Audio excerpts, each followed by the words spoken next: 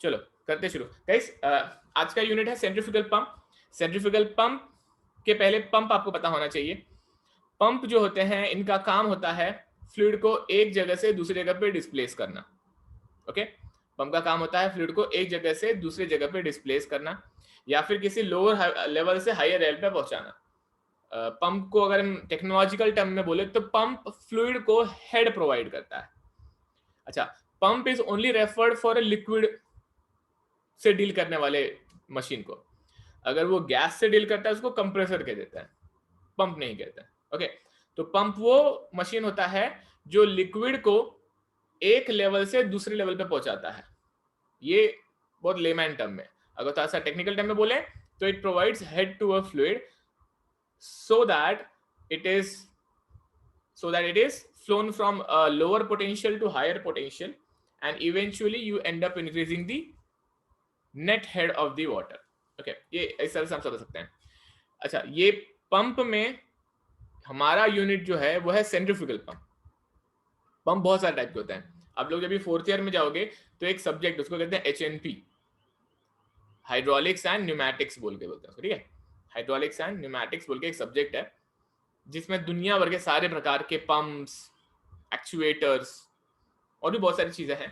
लेकिन हाँ, आप वहां पे सीखते हैं तो आपको समझ में आएगा कि पंप के बहुत टाइप होते हैं, बहुत टाइप होते हैं। पंप को बेसिक अगर मैं आपको क्लासिफाई करके बताऊं तो पंप को एक कहा जाता है डायनेमिक पंप और एक को कहा जाता है पॉजिटिव डिस्प्लेसमेंट पंप। क्या बोला मैंने यहाँ पे? डायनेमिक को नॉन पॉजिटिव भी कहते हैं, डायनेमिक को नॉन पॉजिटिव भी कहते हैं। एंड दूसरा जो मैंने कहा वो था positive displacement pump. Positive non positive के बारे में मैंने कभी आपसे कुछ बातें की थी, आपको याद है? मैंने गियर में बताया था पॉजिटिव नॉन पॉजिटिव क्या होता है।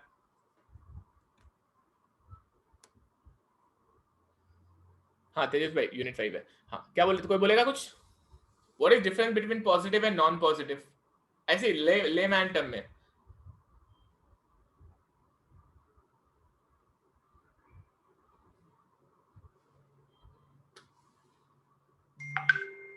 एकदम ध्यान से समझना। हाँ बोलो बोलो। मतलब एकदम स्टार्ट और लास्ट के गियर का डायरेक्शन अपोजिट हो। नहीं नहीं नहीं नहीं नहीं नहीं अक्षित भाई, नहीं ऐसा कुछ नहीं, समझ लो ध्यान से। पॉजिटिव नॉन पॉजिटिव, हाँ डियर बोलो।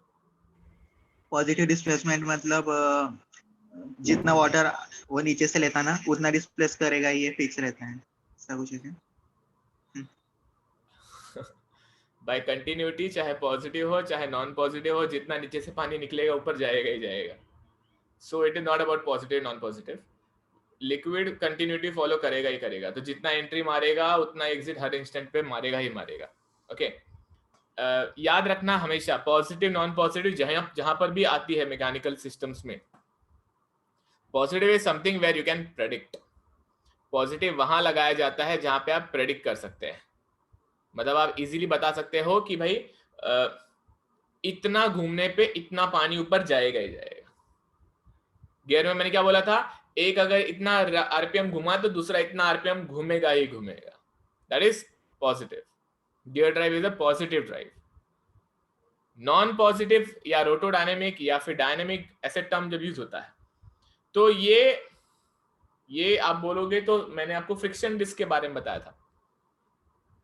फ्रिक्शन डिस्क बोले या बेल्ट एंड पुली, जो फ्रिक्शन पे डिपेंड करते हैं, जो गियर की तरह नहीं होते लेकिन फिर भी ड्राइव होते हैं, ये नॉन पॉजिटिव क्यों कहलाते हैं? क्योंकि यहाँ पे गारंटी से आप नहीं बोल सकते कि अगर ये एक चक्कर घुमा तो गियर रेशियो के हिसाब से दूसरा उतना घूमेगा। ऐसे ही डायनेमिक पंप का आप गारंटी से नहीं बोल सकते हो कि अगर ये एक रिवोल्यूशन मैंने पंप को घुमाया तो इतना लीटर पानी ऊपर जाएगा ही जाएगा, ऐसा कुछ नहीं होता। समझ में आया मैंने कहा था? मैंने कहा कि पॉजिटिव पंप का मतलब, खाली पंप पे आता हूं अभी। पॉजिटिव पंप का मतलब वो पंप होता है जो गारंटी से बताओगे कि अगर मोटर ने एक चक्कर खत्म किया। अच्छा, मोटर समझते हैं आप? पंप एक अलग डिवाइस होता है, उसको मोटर अलग लगा हुआ रहता है। मोटर घूमता है और उसके वजह से पंप घूमता है, क्योंकि मोटर का shaft is connected to pump का शाफ्ट। समझा ये लाइन?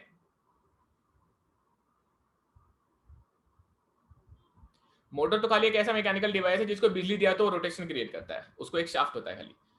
मोटर का जो शाफ्ट होता है वो पंप को लगा दिया जाता है। Okay, pump can be of different orientation, different shape, different type. तो दो तरह के पंप होते हैं, एक होता है पॉजिटिव पंप, एक होता है नॉन पॉजिटिव पंप। जो पॉजिटिव पंप होता है उनके नाम अगर आपको बताऊं तो reciprocating type, when type, screw type, gear type, lobe type, ऐसे बहुत सारे तरह के पॉजिटिव पंप्स होते हैं। इनका कैसा होता है, इधर गारंटी से बोल सकते हैं कि अगर ये एक चक्कर घुमा तो यहां से इतना लीटर पानी आगे जाएगा, गारंटी। नॉन पॉजिटिव वो होता है जो एक चक्कर घुमा तो उतना लीटर जाएगा, गारंटी से बोल नहीं सकता, क्योंकि वहां पे displacement is completely dependent on the vacuum का इंटेंसिटी विच इज क्रिएटेड। समझा? मतलब अभी हम लोग कितना वैक्यूम बना सकते, वो सेंट्रीफ्यूगल पंप होता है। सेंट्रीफ्यूगल पंप शुरू में तो कुछ आरपीएम पे पानी भी नहीं भेजेगा, मतलब वो घूमता रहेगा फिर भी पानी नहीं जाएगा, ऐसा भी हो सकता है। एक सर्टेन आरपीएम अचीव करने के बाद में वो डिस्प्लेस करना शुरू करता है इनफैक्ट। तो नॉन पॉजिटिव या फिर rotodynamic pumps are such pumps which displace fluid completely based on the intensity of pressure difference created and not on the revolution। समझा? वापिस एक बार सुनते जाना। ओके, वापस सुनो। पॉजिटिव पंप वो होता है, जैसे आपका रेसिप्रोकेटिंग पंप, एक एग्जांपल देता हूं। Reciprocating pump is basically same like your piston cylinder. आपका आईसी इंजन जैसा मान लो पंप अगर होता है, उसमें क्या होता है, एक मिनट, ओके, उसमें क्या होता है, वो सक्शन क्रिएट करता है तो उसमें पानी भर जाता है और फिर वो फिर धक्का देता है तो पानी आगे चला जाता है। समझा? जैसे आपका पिचकारी अगर बोलो, पिचकारी में अगर आपने ऐसे खींचा तो पूरा उसका वॉल्यूम भर जाएगा, एंड फिर आपने पिचकारी को आगे पंप किया तो वो आगे फ्लूइड चला जाएगा। ऐसे ही पंप होता है। ओके, ऐसे ही पंप होते हैं। आपको समझ में आना चाहिए कि positive displacement pump are basically like reciprocating pump. हमको मालूम है कि अगर एक बार खींच के एक बार आगे वो पंप गया तो उसमें जितना लीटर वॉल्यूम ऑफ, जितना लीटर लिक्विड उड़ा सकता है उतना आगे जाएगा। That is how you predict, guarantee. समझा?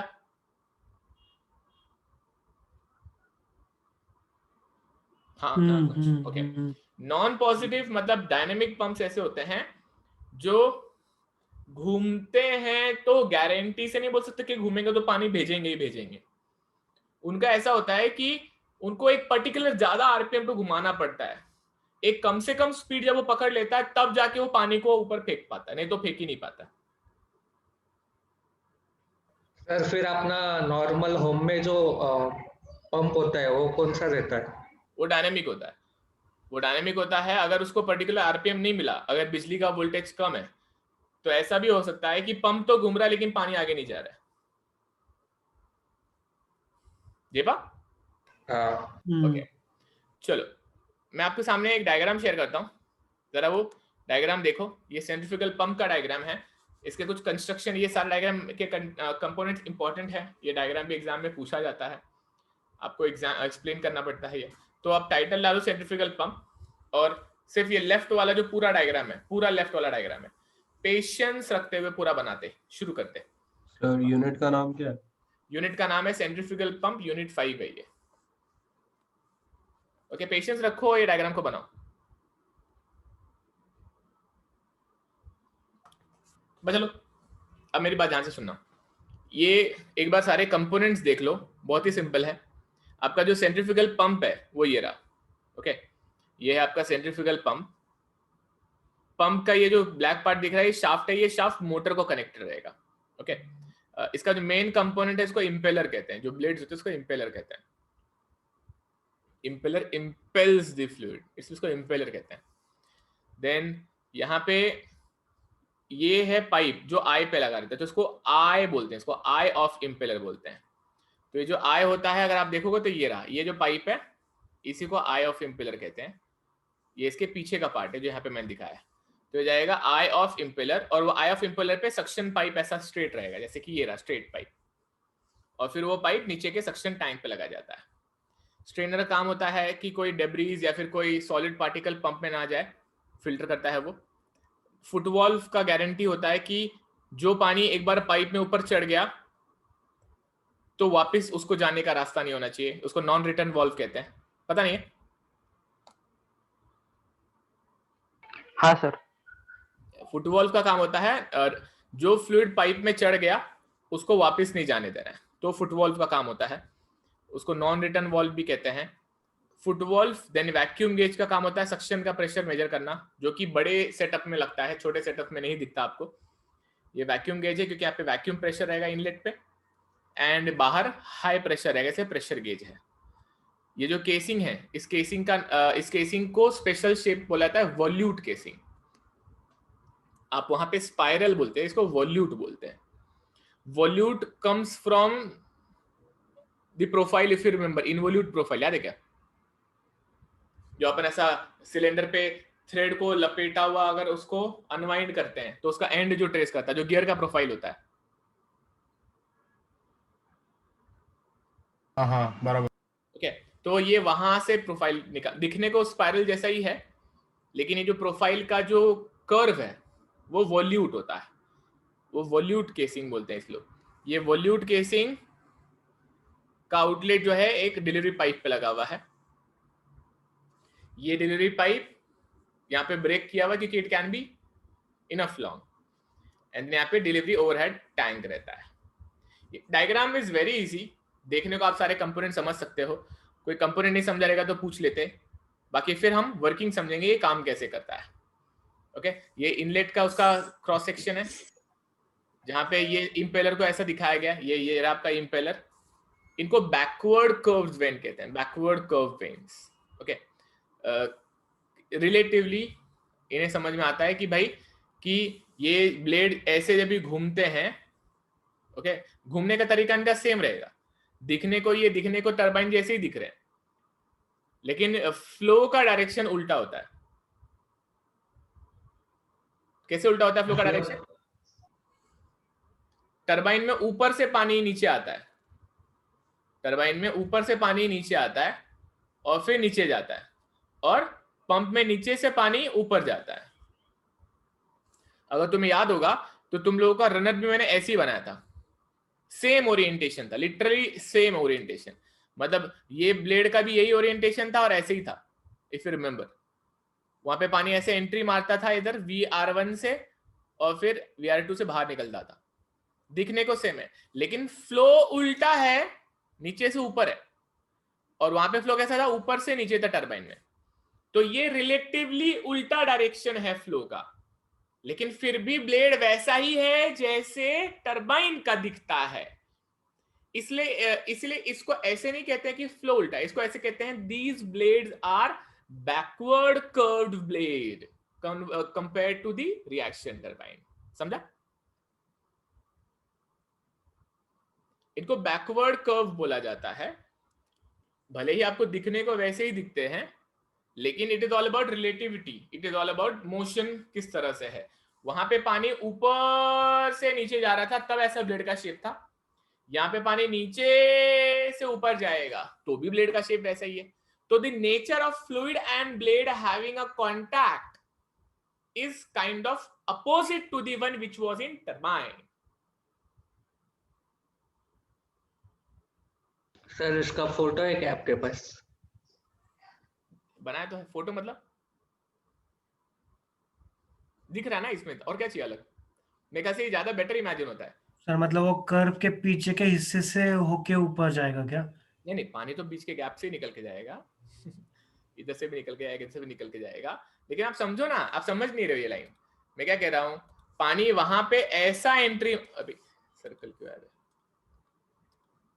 टरबाइन में पानी ऐसा एंट्री कर रहा था तो it was experiencing this kind of motion fluid, लेकिन यहां पे पानी ऐसे बाहर निकल के आएगा। समझा क्या? तो अगर चल ठीक है, अगर आपको नहीं बात समझ में आ रही तो इतना समझ लो कि दिखने में सेम दिखता है, लेकिन flow is exactly in opposite direction, ऊपर से नीचे की तरफ जाता है। कई बात समझ में आ रही है? हाँ सर। ओके, इसको थोड़ा सा और सोचना, आप समझ जाएंगे। ये सेंट्रीफ्यूगल पंप का कंपोनेंट्स है सारे, सेंट्रीफ्यूगल पंप में सेंटर जो होता है उसे आई कहते हैं, आई से लेके ऊपर के टैंक के पानी के लेवल को डिलीवरी हेड कहते हैं। ओके, इसे कहते हैं डिलीवरी हेड। ये हो जाता है डिलीवरी हेड। और आई से लेके नीचे की टाकी का पानी का लेवल जो होता है उसे कहते हैं सक्शन हेड। ये हो जाता है suction head. Okay, suction head. Okay, suction head HS होता है, डिलीवरी हेड HD होता है। यहाँ पे इनलेट पे S नोटेशन लगाया जाता है फॉर सक्शन एंड डिलीवरी पे D लगाया जाता है फॉर डिलीवरी। अगर पाइप का क्रॉस सेक्शन ये और ये सेम होगा तो दोनों वेलोसिटी सेम होंगे क्या?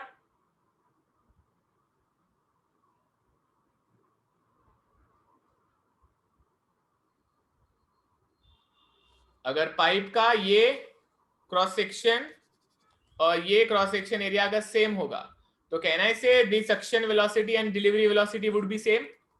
यस हाँ सर।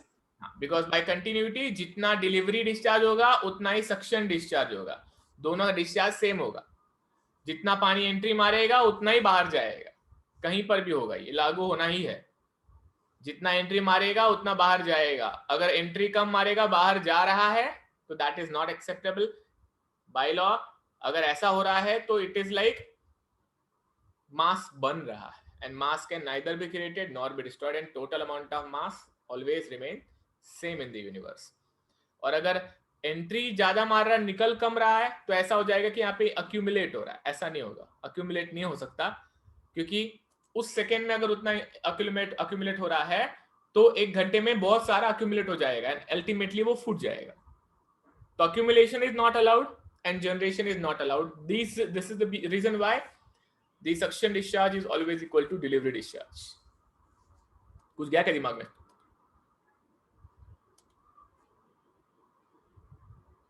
ओके, चलो गाइस, इतना बेसिक डायग्राम तो समझ में आया। पंप को चालू करें, अभी पानी को फ्लो कराएं। हाँ सर। हाँ सर। ओके, चलो पंप चालू करते हैं, पानी को फ्लो करवाएंगे यहाँ पर। सबसे पहला चीज क्या होता है, आप लोगों ने ये वर्ड सुना है क्या?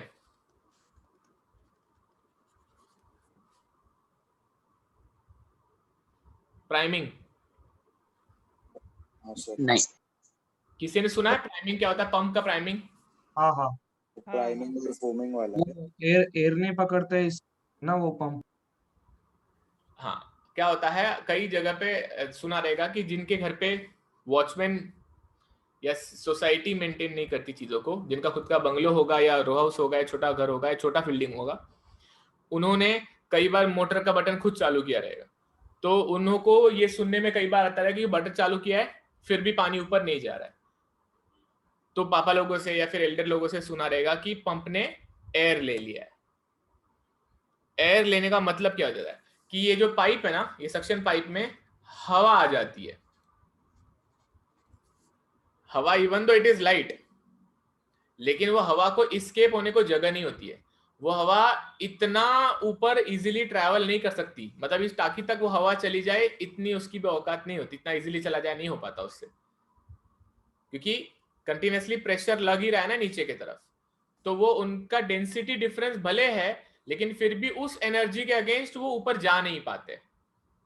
और इसीलिए आपको पता होना चाहिए कि जो ये पंप होते हैं, पंप हवा को खींचने के लिए नहीं बने होते, लिक्विड को खींचने के लिए बने होते हैं। इसका कारण बताऊंगा मैं आपको, लेकिन हवा को नहीं खींच सकते, वो लिक्विड को ही खींच सकते हैं। तो जब हवा ले लेती है पंप तो लिक्विड उसके पास जा नहीं पाता, और लिक्विड आपस में कांटेक्ट अगर नहीं रहेगा तो कभी कंटिन्यूटी फॉलो नहीं होगा। Cohesive force has to come in picture.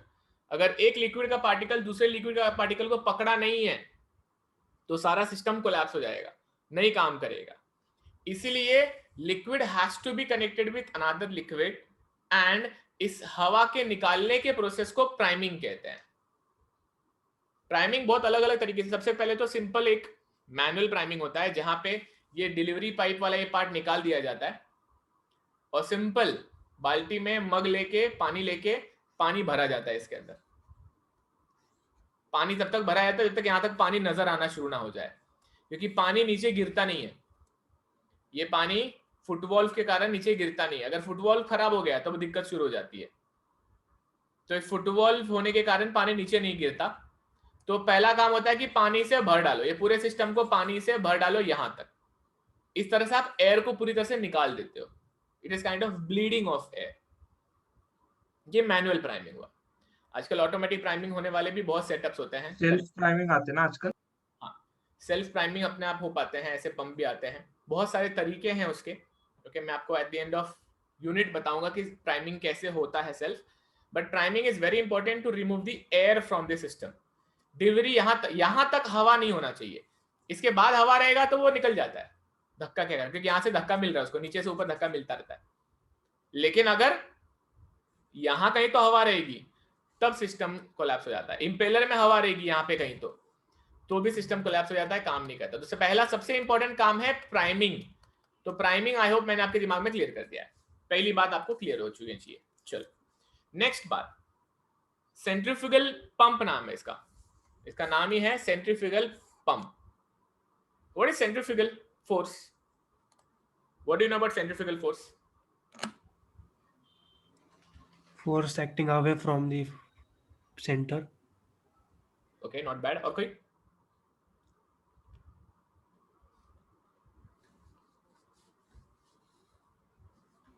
Centrifugal force को बताएगा? An outward force experienced by body. हमारे स्क्वायर ओमेगा ऐसा कुछ तो रहता है। नितेश थोड़ा ठीक से बोल। सर mr स्क्वायर ओमेगा ऐसा कुछ तो फॉर्मूला रहता है। An outward force experienced by body. बता रहे हैं, मैं पूछूंगा सेंट्रीफ्यूगल फोर्स क्या था, फॉर्मूला बता रहे हैं तो। An outward force experienced by body is centrifugal force. जो फोर्स रोटेटिंग बॉडी को मेंटेन करता है, मेंटेन नहीं करता है। Okay, it's okay. Centrifugal force is a force experienced by any body when it has got mass and it is rotating about some center. अगर किसी body को मास है और अगर वो रोटेट कर रही है तो वो हमेशा एक आउटवर्ड पुश एक्सपीरियंस करती है, and that outward push is called as centrifugal force. Okay, centrifugal force, centripetal force का मैग्नीट्यूड सेम होता है। Centripetal force is the reason the body performs rotational motion, and centrifugal force is the reason the body is experiencing an outward push, बाहर की तरफ जाने की कोशिश कर रहा है। अब यहाँ पे सेंट्रीफ्यूगल फोर्स कैसे पिक्चर में आता है, आपको कुछ चीजें इमेजिन करनी पड़ेगी। मैं ये स्क्रीन थोड़ा सा शेयरिंग बंद करता हूँ और मैं व्हाइट स्क्रीन पे आता हूँ। ओके, एक व्हाइट स्क्रीन देता हूँ आपके सामने और कुछ बातें बताता हूँ। इमेजिन कर लो ये एक प्लेट है। ओके, इमेजिन करो एक प्लेट है। ओके, इस प्लेट पे ये सेंटर है इसका। ओके, ये सेंटर है और मैंने यहाँ पे कुछ रेत डाल दिया है। रेत मतलब सैंड। ये मैंने सैंड डाल दिया। ओके, और अब मैं ये प्लेट को ऐसे घुमाऊंगा, बहुत हल्लू, एकदम हल्लू, एकदम हल्लू। जब मैं बहुत हल्लू हल्लू घुमा रहा हूं तो ये सैंड क्या बोलेगा? साथ साथ घूमेगा। बोलेगा है मेरे को कुछ फर्क नहीं पड़ता, मैं जहां पे हूं अपनी जगह को पकड़े रहूंगा, साथ साथ घूमूंगा। वेरी गुड यार। मतलब सेंट्रीफ्यूगल फोर्स उसको पता ही नहीं चल रहा है। लगता तो हमेशा है सेंट्रीफ्यूगल फोर्स अगर बॉडी घूमती है तो, लेकिन उसके इनर्शिया के against centrifugal force is so small because of this slow speed कि वो अभी भी इसी जगह पे मेंटेन्ड है और ये घूम रहा है, घूम रहा है, घूम रहा है। अच्छा, फिर आप क्या करते हो? आप बोलते हैं चलो स्पीड बढ़ाते हैं। आप क्या कहते हैं? चलो स्पीड बढ़ाते हैं। और जैसे आप स्पीड बढ़ाएंगे वो सैंड के पार्टिकल्स को अगर फीलिंग है तो सैंड के पार्टिकल्स क्या बोलेंगे? अबे स्पीड बढ़ रहा है, और अचानक से वो ऐसे पीछे की तरफ धक्का खाएंगे। लेकिन फिर भी वो तसल्ली थी कि नहीं अभी भी जगह पे बने हैं। लेकिन आप किधर रुकने वाले? आपने और स्पीड बढ़ाई, अब और जोर से पीछे जाएंगे। जैसे जैसे आप स्पीड बढ़ाते हैं वैसे वैसे ये पार्टिकल एक फोर्स एक्सपीरियंस करते हैं जिससे ये बाहर जाना चाहते हैं, और एक पर्टिकुलर स्पीड तक या स्पीड बढ़ा देते हो तो ये पार्टिकल जो अभी सिर्फ जाना चाहते हैं वो लिटरली जाना शुरू कर देते हैं। एक थ्रेशोल्ड बोलोगे आप, थ्रेशोल्ड स्पीड बोलोगे या फिर मिनिमम स्पीड बोलोगे, वो स्पीड जब आप अचीव कर लेते हो तो उसके बाद में पार्टिकल बराबर बोलते हो भाई अब अपने से प्लेट को पकड़ा जाता नहीं, फ्रिक्शन को ओवरकम करता हुआ पार्टिकल बाहर चला जाता है and particle is under the influence of centrifugal force. समझ गया ना ये लाइन तो सारा? ओके अब मैं आपको बताता हूं कि यही चीज इंपेलर में क्या होती है। इंपेलर बेसिकली गाइस, इंपेलर में और कोई फ्लूइड नहीं होता है। इंपेलर ऐसे मान लो ऐसा चेंबर है, क्लोज चेंबर है, जहां पे उनकी दुनिया में हवा कुछ भी नहीं है, सिर्फ और सिर्फ क्या है, लिक्विड है। मतलब यहाँ पे सिर्फ लिक्विड के पार्टिकल्स ऐसे पड़े हुए हैं, इसमें बहुत सारे, मतलब पूरा लिक्विड हर जगह पे भरा पड़ा है। ये इंपेलर के मैंने 2 प्लेट इमेजिन करवा दी आपको, इसके बीच में पानी भरा हुआ है। ये हो जाएगा इसका सेंटर इंपेलर का, ये हो जाएगा इसका इंपेलर का सेंटर। जो रेत ने एक्सपीरियंस किया पानी डिट्टो वही एक्सपीरियंस करेगा। जब आप इसको शुरू में घुमाना शुरू करोगे पानी बोलेगा है अपने को क्या फर्क पड़ता है, प्लेट घूम रहा है और पानी या तो उसके साथ घूमेगा या तो जगह पे रुका रहेगा। It will have 2 kind of motion, either it will kind of rotate with same speed or it will be like भाई प्लेट तो घूम ले मैं तो जगह पे रुकने वाला हूं, कॉम्बिनेशन में रहेगा। एंड आफ्टर सम टाइम जब सारे पार्टिकल मोमेंटम ले लेंगे तो सब लोग घूमना शुरू कर देंगे, सब लोग घूमना शुरू में क्या होगा, प्लेट के पास वाला घूमेगा, उसके ऊपर वाला बोलेगा मैं नहीं घूमता। विस्कोसिटी समझा ना?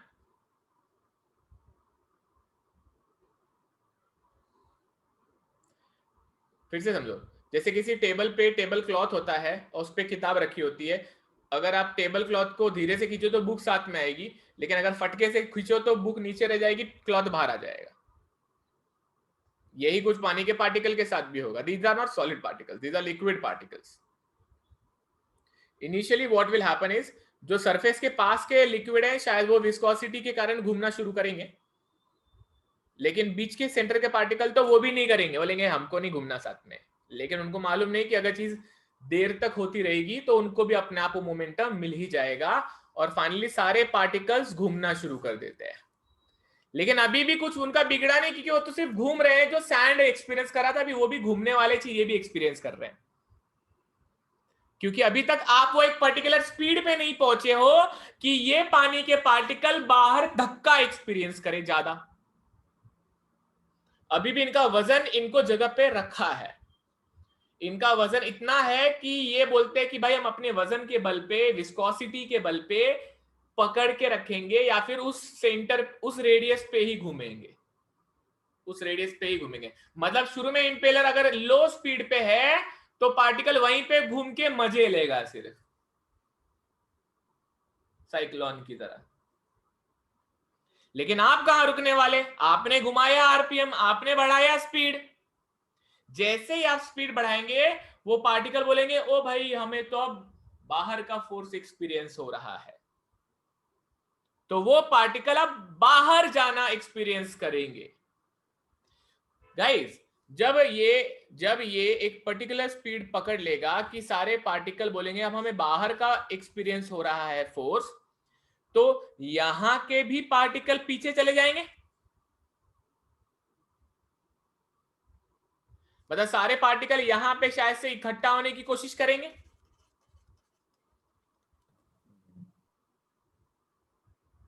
बराबर। अच्छा, लिक्विड के अलावा कुछ वहां था नहीं, तो अगर आपने ये इसको घुमाने के कारण पार्टिकल्स को बाहर धकेल दिया और यहां के पार्टिकल्स अगर गायब हो गए तो वहां पे क्या बन गया, वैक्यूम। परफेक्ट। जितनी ज्यादा जोर से घुमाओगे उतनी ज्यादा जोर से पार्टिकल, उतना ज्यादा सेंटर पे vacuum. vacuum is simply the absence of particle and pressure is simply the presence of particle. More the particle, more the pressure. Less the particle, less the pressure. फिर से प्रेशर क्या होता है? Pressure होता है particle एक के ऊपर ज्यादा पार्टिकल जब जमा हो जाते हैं तो प्रेशर होता है, और जब पार्टिकल कम होने लग जाते हैं या वो पार्टिकल वहां अब नहीं रह पाते तो वहां पे प्रेशर कम होता है, उसको वैक्यूम कहते हैं। यहां पर भी वही हो रहा है। Intensity of vacuum will completely depend on the intensity of rotation. जितनी जोर से आप इसको घुमाओगे उतनी जोर से ये सारे पार्टिकल जो पहले प्लेट में डिस्ट्रीब्यूटेड थे यूनिफॉर्मली, अब वो बाहर की तरफ पुश एक्सपीरियंस करेंगे। जब वो बाहर की तरफ पुश एक्सपीरियंस करेंगे तो सारे पार्टिकल बाहर यहां पे जमा होने की टेंडेंसी मेंटेन करेंगे। लेकिन आई ऑफ इंपेलर पे यहां पे सक्शन पाइप जो है, ये सारे पार्टिकल तो एक दूसरे को पकड़ के रखे हैं। सारे लिक्विड के पार्टिकल एक दूसरे को कोहेसिव फोर्स से पकड़ के रखते हैं। जब यहां का पार्टिकल बाहर जाएगा तब वो वहां का पार्टिकल ये नीचे वाले बंधु को ऊपर खींचेगा।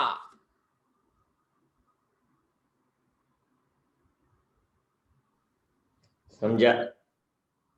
इसीलिए शुरू में जब लो स्पीड रहता, जब ये अगर मान लो ये बड़ा प्लेट है और ये आई है, जब ये लो स्पीड पे ये आई का पार्टिकल जब बाहर जाने को तैयार नहीं तो नीचे का पार्टिकल ऊपर आने को तैयार नहीं। लेकिन जब आरपीएम बढ़ता और ये पार्टिकल बाहर जाता तो दूसरे पार्टिकल का हाथ पकड़ के ऊपर खींचता, और इसीलिए वहां पे फ्लो जनरेट होता है।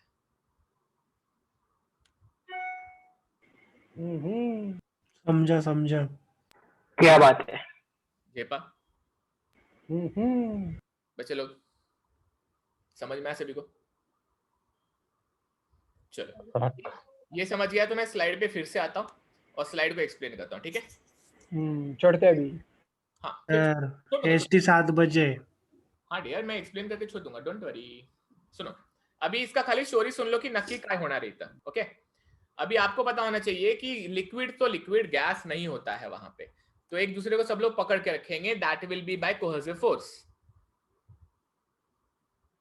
शुभम भाई बोलते हैं वैक्यूम चीजों को खींचता क्यों है?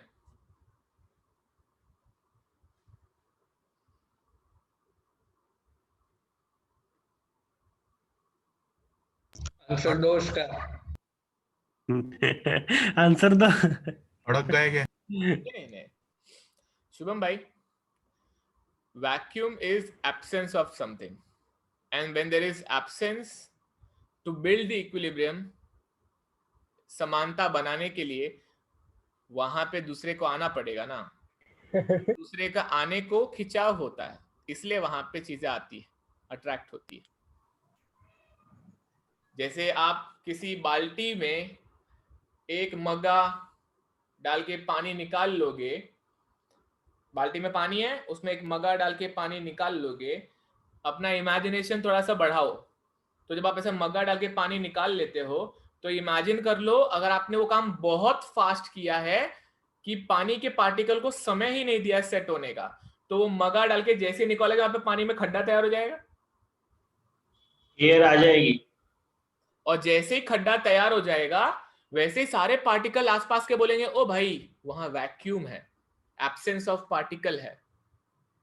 सारे पार्टिकल इक्विलिब्रियम बिल्ड करने के लिए दौड़ पड़ेंगे और फिर एक लेवल फिर से तैयार हो जाएगी। मतलब इतना फास्ट होता है कि आपको लगता है आपने पानी निकाला, पानी का लेवल अभी मेंटेन है, लेकिन that is how vacuum is there. Vacuum is simply when you remove something and there is always a tendency to maintain equilibrium to avoid imbalance. चीजें हमेशा इक्विलिब्रियम खुद ही बिल्ड करती है इम्बैलेंस को खत्म करने के लिए।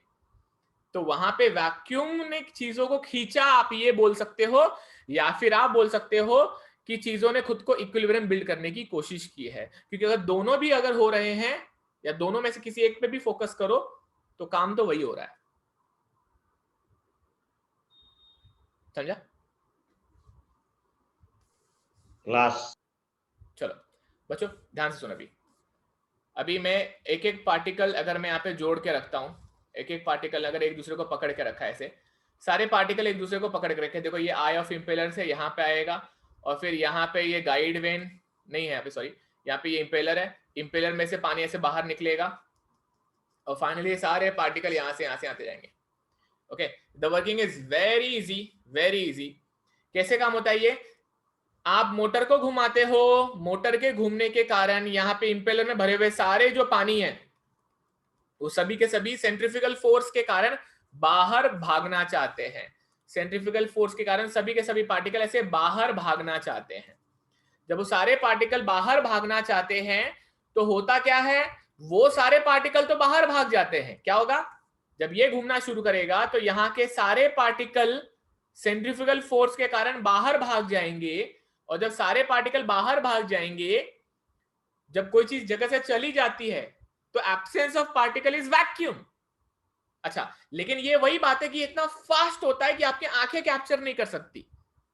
जैसे मैंने आपके बाल्टी से मग्गा डाल के पानी निकाला तो मैंने आप काइंड ऑफ वैक्यूम क्रिएट किया और अचानक से पानी ने आसपास के देखा कि भाई वैक्यूम है, चलो भर देते हैं उसको फिर से, तो मग्गा निकालते ही पानी वहां पे इंस्टेंटली उसको भर देता है। आपको पता भी नहीं चला रहेगा कि खड्डा बना भी क्या, लेकिन आपका इमेजिनेशन आपको बता सकता है।